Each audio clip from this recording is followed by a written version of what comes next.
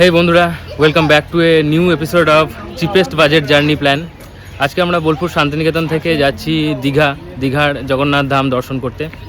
তো এটা একটা চিপেস্ট বাজেট জার্নি প্ল্যান হতে চলেছে আগের মতোই। এখানে মূলত আমি যেটা দেখানোর চেষ্টা করি, খুব কম খরচায় আপনারা কীভাবে তীর্থগুলো ঘুরে আসতে পারবেন। তা বোলপুর শান্তিনিকেতন থেকে আমরা এখন 10:07 কবিগুরু এক্সপ্রেস ধরতে চাইছি, কিন্তু কবিগুরু এক্সপ্রেস প্রায় এমনটাই লেট করে। মোটামুটি ওটা ঢুকতে 10:30 থেকে 10:40 হয়ে যাবে। সো 10:40 মোটামুটি কবিগুরু এক্সপ্রেস ধরে আমরা 2টোর দিকে পৌঁছে যাব হাওড়া।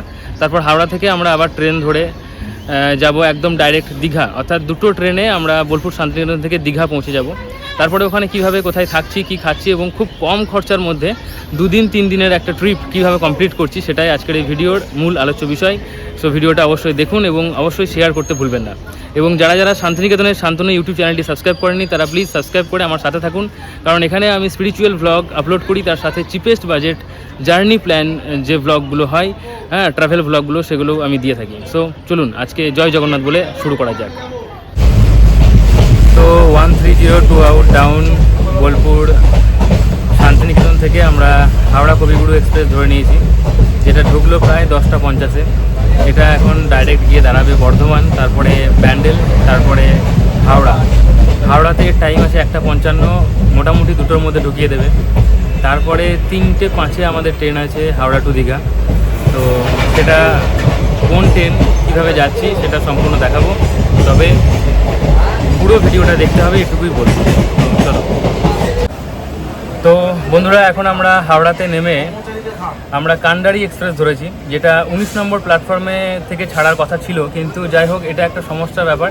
আমি অনেকেই জিজ্ঞাসা করলাম, কেউ বলছে 17তে ছাড়ে, কখনো বলছে 18তে ছাড়ে, কখনো 21-এ। একবার তো 22-এ অ্যানাউন্সমেন্ট হলো, তারপরে আবার 18, তো 1 থেকে 1.5 মিনিটের মধ্যে আবার 18তে আসবে, অ্যানাউন্সমেন্ট হয়ে গেল। ঠিক আছে, তো যারা দীঘা যাবে কান্ডারি এক্সপ্রেসে 3:05 যেটা টাইম, সেটা একটু ডিস্টার্ব হয়, এটা একটু কিন্তু দেখে নিও। ঠিক আছে, তো যাই হোক এখন প্রায় 3:30 পেরিয়ে গেছে, 3:35 বাজছে, এখনও ট্রেন ছাড়েনি। 3:05 টাইম ছিল, তো 3:20 তো প্ল্যাটফর্মে ঢুকলো, 18 নম্বর প্ল্যাটফর্মে 22897 কান্ডারি এক্সপ্রেস, এটা হাওড়া টু দীঘা। ঠিক আছে, তো এটা করে আমরা এখন দীঘা যাব। তারপর দীঘা থেকে কিভাবে কি করছি দেখার জন্য ভিডিওটা সম্পূর্ণ দেখো। প্রচণ্ড ঝড় বৃষ্টি মাথায় নিয়ে আমরা পৌঁছে গেলাম দীঘা স্টেশনে। দীঘা স্টেশন থেকেই কিন্তু নতুন জগন্নাথ মন্দিরের চূড়া দেখতে পাওয়া যাচ্ছে, ওই যে চূড়া। যাই হোক, কান্ডারি এক্সপ্রেসের টাইম ছিল হাওড়াতে 3:05, কিন্তু ছেড়েছিল 4:05, এবং এখানে ঢোকার টাইম ছিল 6:25, কিন্তু ঢুকলো 7:35। কান্ডারি এক্সপ্রেসের ভাড়া হচ্ছে 90 টাকা এবং কবিগুরু এক্সপ্রেসের ভাড়া ছিল 70 টাকা। তো এখন আমরা রুম নেব, কিভাবে কোথায় রুম নিচ্ছি এবার আপনারা দেখতে থাকুন, তারপরে কিভাবে কি করছি স্টেপ বাই স্টেপ দেখুন। দীঘা স্টেশন থেকে বের হওয়ার জন্য আপনি 2টো গেট পাবেন, যে কোনো গেট দিয়ে বের হলেই আপনি সামনে মেন রোড দেখতে পাবেন। আপনাকে যে কোনো গেট দিয়ে বের হওয়ার পরে ঠিক ডান দিকে 2 মিনিট হেঁটে আসতে হবে, আপনি পেয়ে যাবেন পেনিটি ভবন। এখানে আপনি 250 টাকা, 350 টাকা এবং 400 টাকার মধ্যে রুম পাবেন। 250 টাকার রুমে মূলত আপনি 2টো খাট পাবেন, ডবল বেডের রুম। 350 টাকার যেটা রুম, সেটাতে আপনি 3টে খাট পাচ্ছেন, এবং 400 টাকার রুমে আপনি 4টে খাট পাচ্ছেন। তবে আপনাদেরকে জানিয়ে রাখি, এই পেনিটি ভবনের রুম পাওয়া খুব একটা সহজ বিষয় নয়। এখানে ফোন নাম্বার আপনারা দেখতে পাচ্ছেন, কিন্তু ফোন নাম্বারে ফোন করলেও ওনারা ফোন তোলেন না। এই রুম নিতে গেলে আপনাকে কিছু বিশেষ কন্ডিশন মেনে চলতে হবে। সেই কন্ডিশনগুলো কি এবং কিভাবে আমরা রুম পেলাম সেটা কিন্তু ভিডিওর মধ্যে আমি অবশ্যই বলে দেবো, তার জন্য অবশ্যই ভিডিওটি দেখতে থাকুন। তো এই রুমটি আমরা পেয়ে গেছি, রুমটি খুব সুন্দর। নিচে দেখছেন এখানে টাইলস বসানো রয়েছে এবং বেসিন, পায়খানা, বাথরুম সবই রয়েছে। তো যাই হোক, এটা সিঙ্গেল বেডের রুম এবং রুম ভাড়া হচ্ছে 250 টাকা। তো চলুন এরপরে আমরা কি করছি দেখে নিই। তো গুড মর্নিং বন্ধুরা, এখন বাজে ঘড়িতে ভোর 5টা। আমরা স্নান টান করে বেরিয়ে পড়েছি। আমরা যে এখানে আছি সেখান থেকে একটু এসেই জাস্ট এই যে তোমরা দেখতে পাচ্ছ মন্দিরের চূড়া দেখতে পাওয়া যাচ্ছে, আর এটা হচ্ছে মন্দিরের দেওয়াল। অনেকটা বড় চত্বর নিয়ে তৈরি হয়েছে। এই যে এখানে রথ সাজানো হয়েছে, রথের সময় রথও বেরোবে এখান থেকে। তো আমরা এখন যাব মন্দিরে। সকালবেলা মন্দির খুব একটা ভিড় থাকে না, তো তোমাদেরকে দেখাতে সুবিধা হবে, আর আমরা ভালোভাবে দেখতে পাবো, কিছুটা সময় নিশ্চিন্তে কাটাতে পারবো। তো চলো তোমাদেরকে গিয়ে বিষয়টা ভালোভাবে দেখানোর চেষ্টা করি। তো এই দিক দিয়ে মন্দিরে প্রবেশ করতে হবে। এই যে এখানে লেখা রয়েছে মন্দির এই দিকে, অনেকগুলো গেট রয়েছে অবশ্য, তার মধ্যে মোটামুটি গেট নাম্বার 6 যেটা রয়েছে সেই দিক দিয়ে দেখলাম মন্দিরে প্রবেশ করছে বেশিরভাগ মানুষ, এবং এইটা একটা রয়েছে গেট, এই গেট দিয়ে বেরিয়ে আসতে হবে। তো এটা এক্সিট আর ওটা এন্ট্রি। এই যে দেখতে পাচ্ছ মন্দির,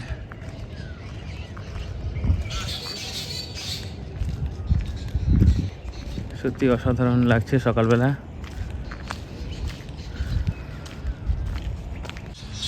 তো এখন ঘড়িতে 5:20 বাজছে।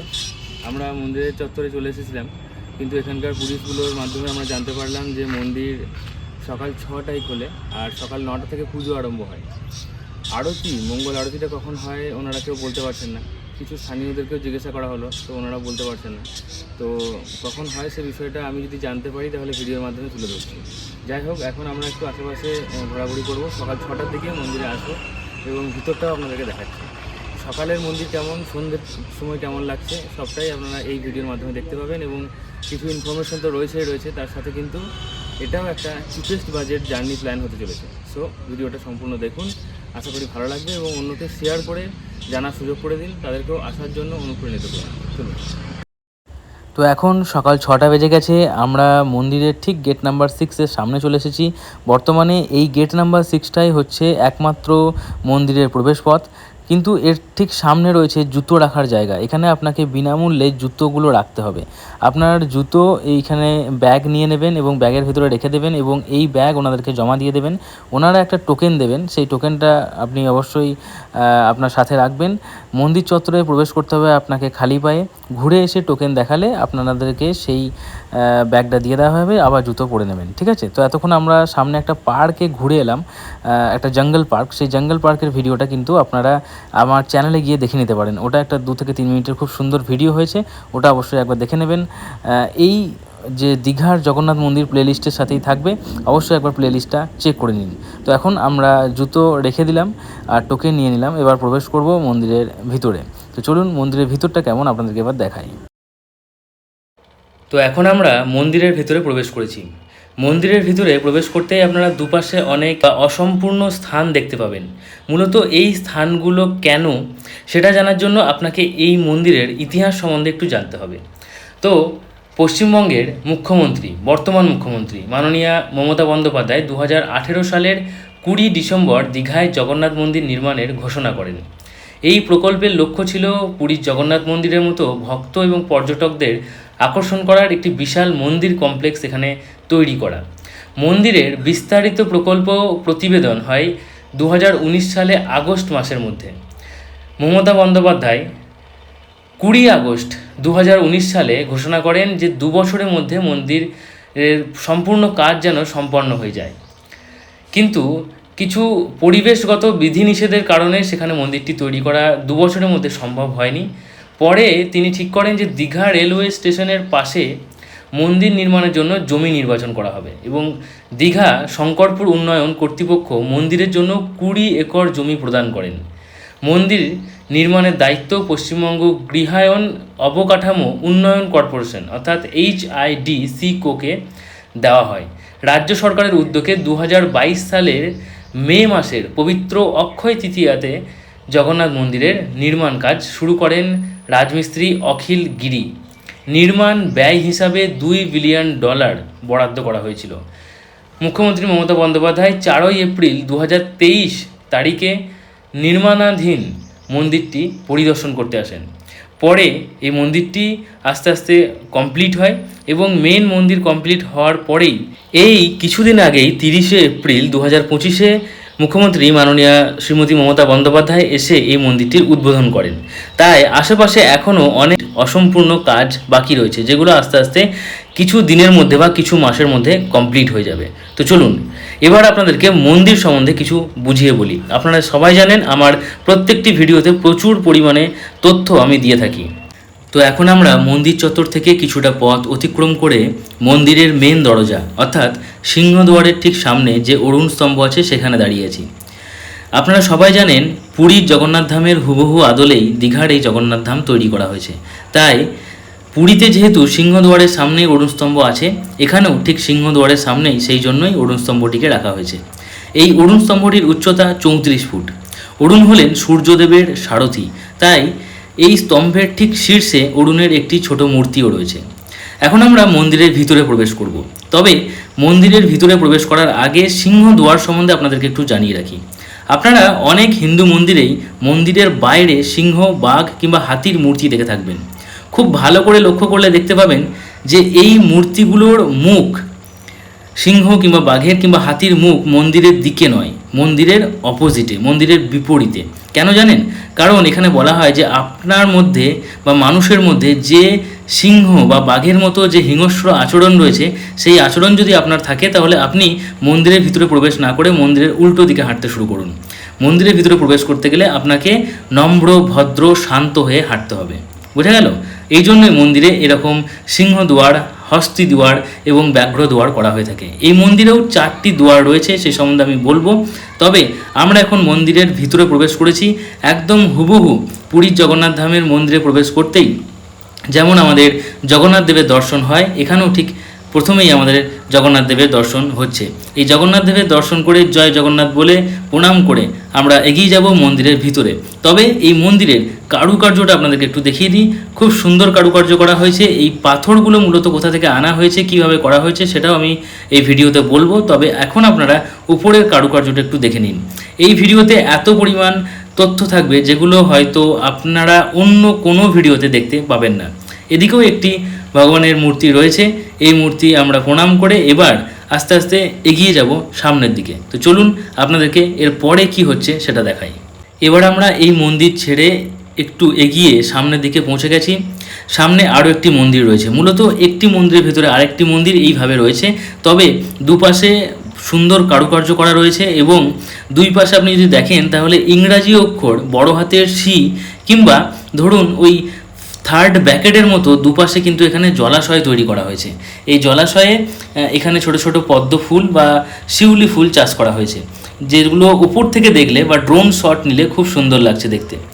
এবার দুপাশে এই ধরনের জলাশয় রয়েছে আর চারিপাশে কিন্তু অনেকটা জায়গাও রয়েছে, আপনারা এখানে বসতেও পারেন। এবার আমরা এই জলাশয়কে পেরিয়ে ওপরে যে মন্দির রয়েছে সেই মন্দিরের দিকে যাব। এই যে মন্দিরটি আপনারা দেখতে পাচ্ছেন, এই মন্দিরটির উপরে দেখুন বিভিন্ন ধরনের এখানে নাকাশি আপনারা দেখতে পাবেন, বিভিন্ন ধরনের দেবদেবীর মূর্তি তৈরি করা রয়েছে। এখানে যেসব পুলিশগুলো রয়েছে ওনারাও কিন্তু খালি পায়ে ডিউটি করছেন। ঠিক আছে, এটাই কিন্তু হিন্দু ধর্মের একটা বড় দিক। আমরা এবার ভিতরে প্রবেশ করেছি।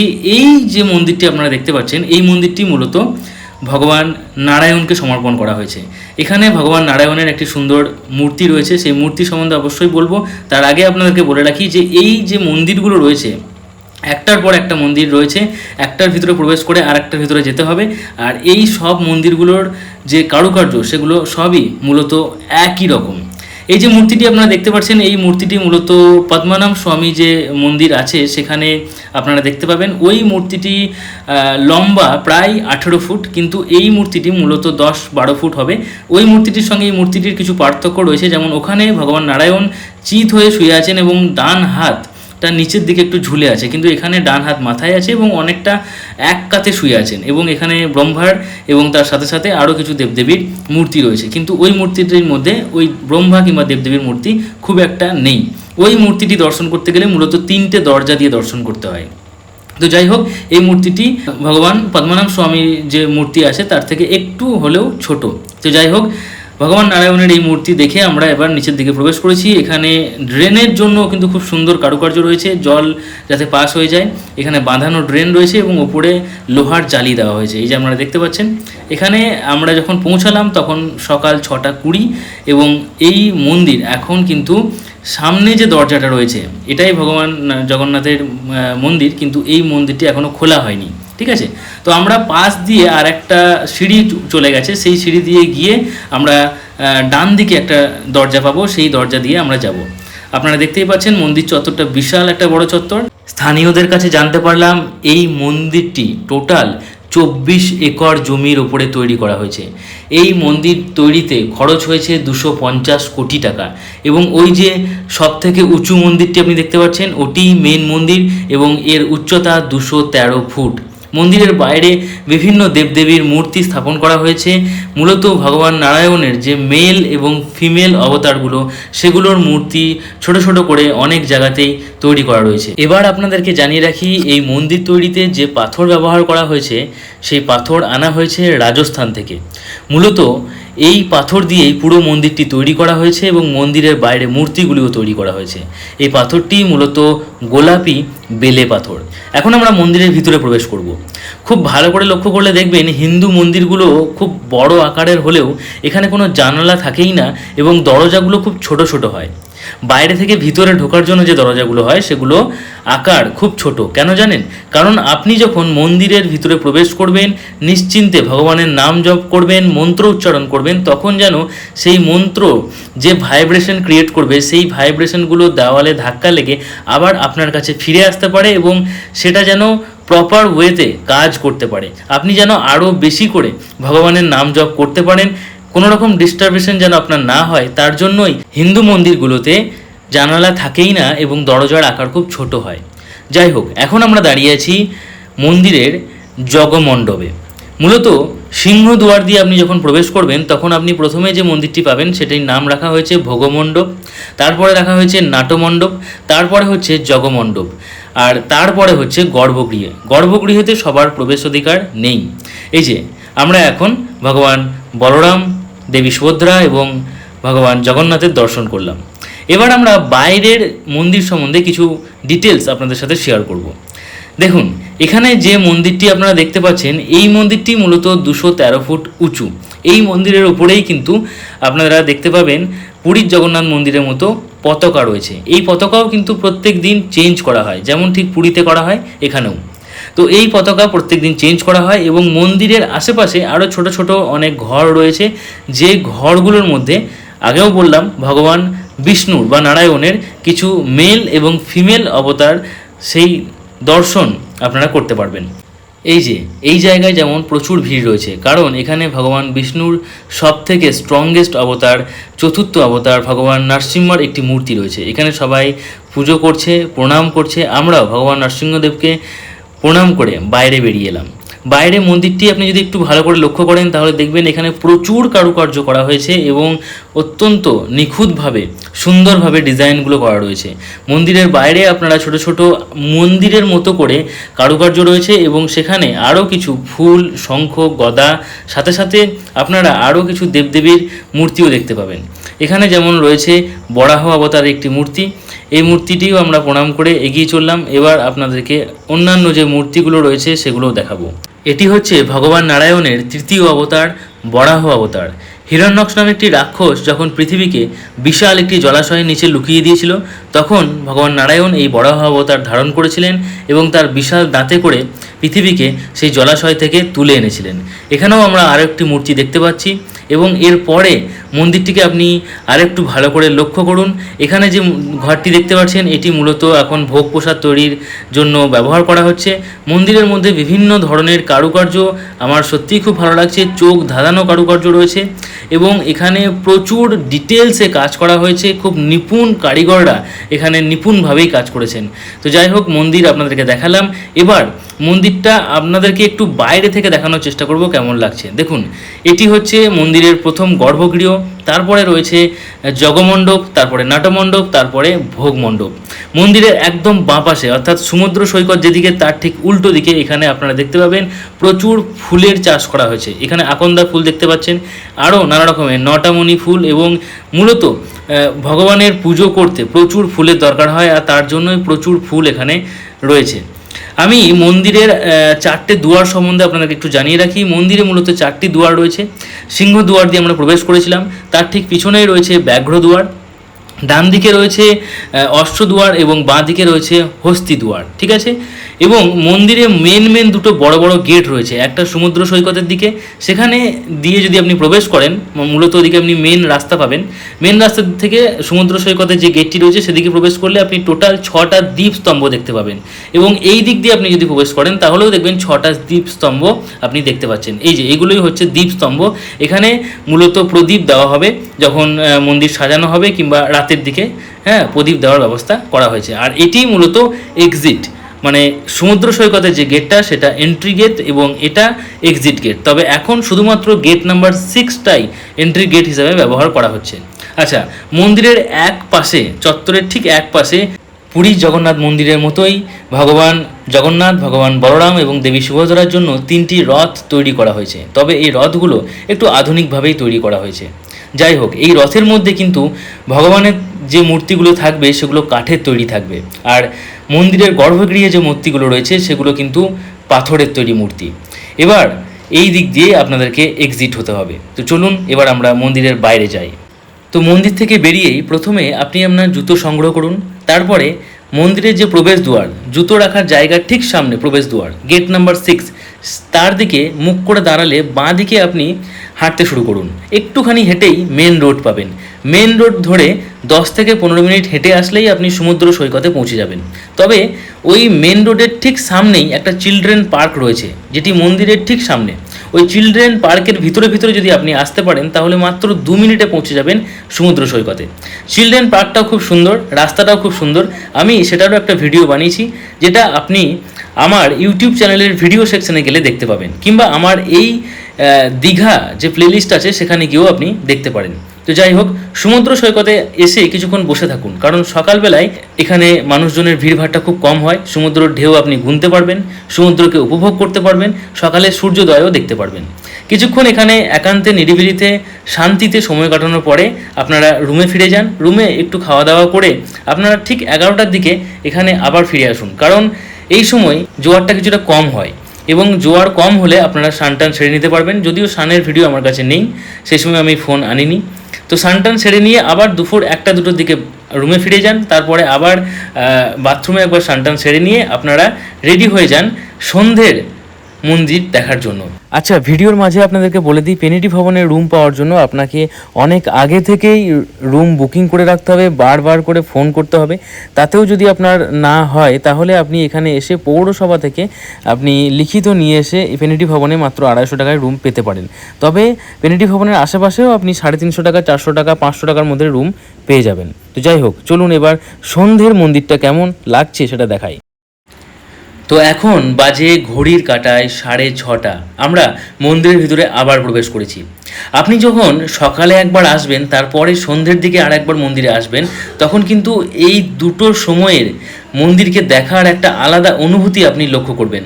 কারণ এখন মন্দিরের ভিতরে যে লাইটিংগুলো রয়েছে, সেই লাইটিংগুলোর জন্য মন্দিরের নিপুণ কারুকার্যগুলো আরও বেশি যেন ফুটে উঠেছে। আপনারা সঙ্গে করে যদি কোনো বয়স্ক মানুষজনকে নিয়ে আসেন তাহলে অবশ্যই ওনাদেরকে সকালের দিকে দর্শন করিয়ে দেওয়ার চেষ্টা করবেন, কারণ সন্ধ্যের দিকে ভিড় প্রচুর বাড়ছে। এবং যেহেতু মন্দিরটা এই সবে উদ্বোধন হয়েছে, তাই সন্ধ্যের দিকে ভিড় প্রচুর বেশি বাড়ছে, এবং যত রাত হবে ততই ভিড় বাড়বে। তবে হ্যাঁ, এই মন্দির কিন্তু রাত্রি 8টার মধ্যে বন্ধ হয়ে যাচ্ছে। তো যাই হোক, সকালে যখন এসেছিলাম তখন আমরা ঠিক ওই মন্দিরের বাঁ দিক দিয়ে গিয়ে আমরা জগমণ্ডপের ভিতরে প্রবেশ করেছিলাম, কিন্তু এখন আমরা মন্দিরের এই দিক দিয়ে প্রবেশ করব। এটাই নাটমণ্ডপের প্রধান গেট। নাটমণ্ডপের মধ্যে আপনারা দেখতে পাবেন টোটাল 16টি কারুকার্য করা স্তম্ভ রয়েছে, এবং এরই সাথে আপনারা ভগবান নারায়ণের বাহন গরুর স্তম্ভ আপনারা এই নাটমণ্ডপেই দেখতে পাবেন। নাটমণ্ডপ থেকে ভিতরে আপনাদেরকে প্রবেশ করতে হবে জগমণ্ডপে। চলুন এবার আপনাদেরকে জগমণ্ডপে প্রবেশ করাই এবং আবারও একবার ভগবান জগন্নাথ দেবের দর্শন করাই। তো এখন আমরা জগমণ্ডপের ভিতরে প্রবেশ করেছি। জগমণ্ডপ থেকেই কিন্তু গর্ভগৃহে থাকা ভগবান জগন্নাথ, ভগবান বলরাম এবং দেবী সুভদ্রার মূর্তি দর্শন করতে হবে। এখানে প্রচুর ভ্লগাররা এসেছেন এবং প্রচুর মানুষ ছবিও তুলছেন। আমিও ভ্লগ করছি, তবে আমার ভ্লগের উদ্দেশ্য একটাই, ধর্ম প্রচার করা, মানুষকে অনুপ্রাণিত করা এবং তীর্থযাত্রাগুলোকে খুব কম বাজেটে মানুষের সামনে তুলে ধরা। অন্য ব্লগারদের কী উদ্দেশ্য তা আমি জানি না। যাই হোক, আপনারা যদি খুব কম বাজেটের মধ্যে তীর্থযাত্রা করতে চান তাহলে অবশ্যই আমার এই শান্তিনিকেতনের শান্তনু ইউটিউব চ্যানেলটিকে সাবস্ক্রাইব করে রাখুন, কারণ এখানেই আমি একদম লোয়েস্ট বাজেট জার্নি প্ল্যানগুলো নিয়ে আসি। এখন আমরা ঠিক হস্তি দুয়ারের সামনাসামনি দাঁড়িয়ে আছি। এই যে হস্তিগুলো আপনারা দেখতে পাচ্ছেন, এটা হস্তি দুয়ার। আমরা ঠিক এখানে দাঁড়িয়ে আছি। সন্ধ্যের দিকে প্রচুর ভিড় হবে আমি জানতাম, তার জন্যই কিন্তু আমি সকালের দিকে আপনাদেরকে সব কিছু দেখিয়ে দিয়েছিলাম। তো যাই হোক, আমরা এই হস্তি দুয়ার দিয়ে বেরিয়ে এখন এক্সিটের দিকে দিকে চলে যাব। তবে বেরোনোর আগে মন্দির চত্বরে পান্তু সোনা আর পান্তুর মা কেমন খেলা করছে সেটা তোমাদেরকে ভাবলাম একটু দেখিয়ে দিই। এই পান্তু আর পান্তুর মা কে হয় সেটা তোমরা যদি জানতে চাও তাহলে নিচে কমেন্টে আমাকে জিজ্ঞাসা করো, আমি তোমাদেরকে উত্তর দিয়ে দেবো। তো পান্তুর খেলা দেখা যদি শেষ হয়ে যায় তাহলে এবার মন্দিরের বাইরে রাস্তাঘাটটা কত সুন্দর সাজানো হয়েছে সেটাও একটু দেখিয়ে দিই। প্রথমে এখানে রয়েছে মন্দিরের বাইরে চৈতন্য দুয়ার, যেখানে চৈতন্যদেব হাত তুলে রয়েছেন এবং পিছনে একটি শিবলিঙ্গও রয়েছে। দুই পাশে রাস্তাটা খুব সুন্দরভাবে সাজানো হয়েছে। রাস্তার ওপরে টুনি লাইট দেওয়া হয়েছে, দুই পাশেও টুনি লাইট দেওয়া হয়েছে এবং রাস্তার কিছু কিছু জায়গায় রয়েছে শঙ্খ, চক্র, গদা এবং ভগবান জগন্নাথ দেবের মুখের লাইটিং। রাস্তার দুপাশে যে ইলেকট্রিক পোল রয়েছে সেই ইলেকট্রিক পোলগুলোতেও কিন্তু গদা, চক্র, শঙ্খ এসবের লাইটিং আপনারা দেখতে পাবেন। এই জন্য মাননীয় মুখ্যমন্ত্রী শ্রীমতী মমতা বন্দ্যোপাধ্যায়কে অনেক অনেক ধন্যবাদ। এখন রাস্তা দিয়ে লাইটিং দেখতে দেখতে আপনারা আবার পৌঁছে যান সমুদ্র সৈকতে। রাতের সমুদ্র সৈকতটাও কিন্তু অসাধারণ লাগে, তাই অবশ্যই রাতে একবার সমুদ্র সৈকতে পৌঁছাবেন। কিছু কিছু জায়গা রয়েছে যেখানে খুব ভালো লাইটিং রয়েছে, তবে সেই জায়গাগুলোয় ভিড়ভাড়টা বেশি থাকায় আমি একটু সরে এসেছি ঢেউ সাগরের দিকে।